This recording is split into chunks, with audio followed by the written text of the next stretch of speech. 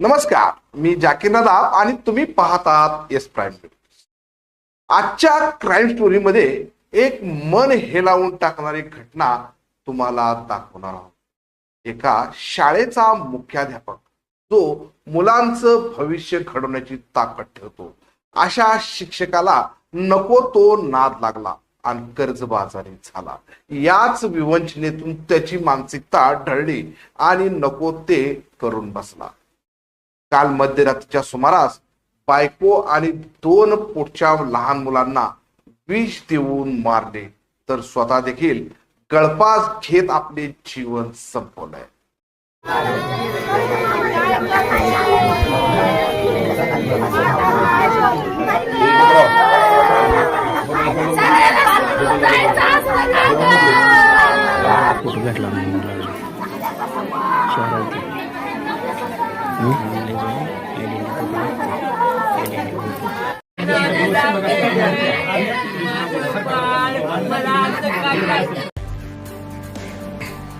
बार्शी तालुक्यातील हत्तीज गाव, जे वैराग पोलीस ठाण्याच्या अंतर्गत येते, इथे आज सकाळी काळजाचा थरकाप उडवणारी घटना समोर आली आहे. इथे एका मुख्याध्यापकाने पत्नी आणि 2 गोंडस मुलांना विष देऊन मारलंय, तर स्वतः देखील गळफास घेत आपल्या जीवनाचा शेवट केलाय.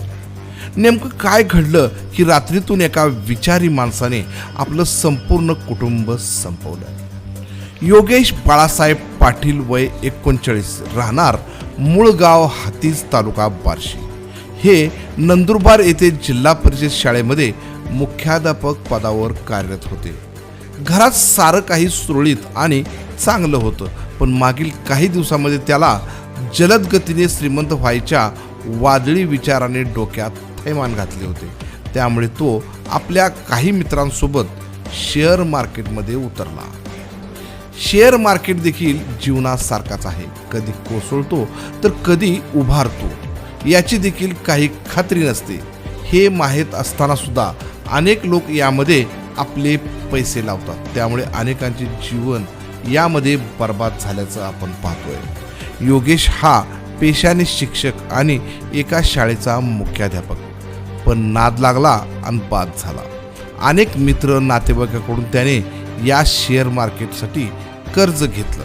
सगळ्यांना वाटलं की तो आपले पैसे पगारातून देईल, पण वरचेवर शेअर मार्केटच्या विळख्यात तो जास्तच अडकत गेला. यामध्ये त्याला जवळजवळ 1,80,00,000 कर्ज झालं. त्यामुळे कर्जाचा विळखा मोठा होत गेला. तेव्हा त्याला समजले की आपले कर्ज आयुष्यात फेडणार नाही. नुकतंच मागील काही दिवसामध्ये योगेश आपल्या कुटुंबासह सुट्टीसाठी गावी म्हणजे हातीजला आला. काल रात्री जेवण करून घरातील सगळेजण झोपी गेले, पण मुख्याध्यापक असणारा योगेशच्या डोक्यात आधीच प्लॅन करून एक विषारी औषध आणले होते. आधी पत्नी माधुरी योगेश पाटील, वय 33, हिला अन्नातून विषारी औषध पाजले. मग 2 लहान मुलांना हेच विषारी औषध पाजले. काही वेळातच या तिघांचा अंत झाला. त्यानंतर त्याने एक 22 पानी सुसाईड नोट देखील लिहिली आणि स्वतः देखील विष पिऊन गळफास घेतला आणि आपल्या जीवनाचा, कुटुंबाचा शेवट केल्याची घटना बार्शी तालुक्यात घडली. ही घटना आज सकाळी उघडकीस आली. त्यावेळी संपूर्ण गावातील समाज मन सुन्न झाले होते, कारण योगेश पाटील यांनी अनेक अडचणींचा सामना करत मुख्याध्यापक या पोस्टपर्यंत गेले होते. केवळ श्रीमंतीचं स्वप्न आणि चुकीचा मार्ग शिक्षक कुटुंबाला किती घातकी ठरतो हेच दिसून येत आहे. त्याच्या 22 पानाच्या सुसाईड नोटमध्ये देखील त्याने अनेक खुलासे केले आहेत. पुढील तपास वैराग पोलीस स्टेशन करीत आहे. या घटनेने संपूर्ण सोलापूर जिल्हा हादरला आहे.